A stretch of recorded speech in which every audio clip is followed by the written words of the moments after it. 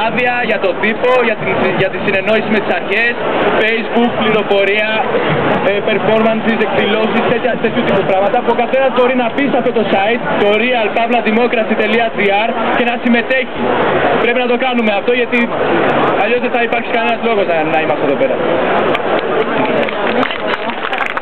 Οι επιτροπές αυτές έχουν ήδη ξεκινήσει και περιμένουμε την συμμετοχή όλων εσάς.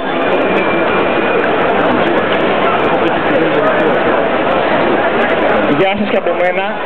Εμένα με λένε Μάρκο, είμαι γιατρός στο Δαφνί.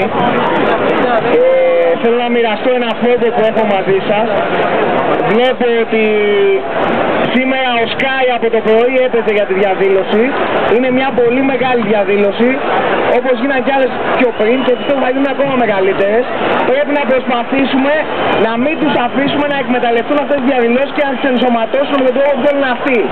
Το γεγονός ότι ο Τριανταφυλόπουλος που απειλεί καθημερινά κόσμο στη δημόσια θα διαβάζουμε και στο ίντερνετ. Και ο Sky, ο οποίος υποστηρίζει το μνημόνιο Λυσσαλέα, λένε υπέρ της διαδήλωσης που θα μας προβληματίσει.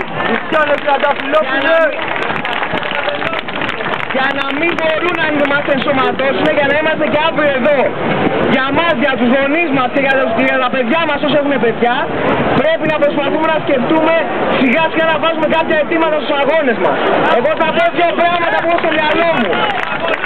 Το ένα είναι να πέσει αυτή η κυβέρνηση και κάθε επίδοξος διαχειριστής αυτού του συστήματος, κανένας πάνω, να αποφασίσουμε τα κάτω με συνελεύσεις εδώ, σε γειτονιές και χρόνους δουλειάς, και δεύτερο, αυτό το χρέος να πάει στο διάολο, δεν μπορούμε να το πληρώσουμε.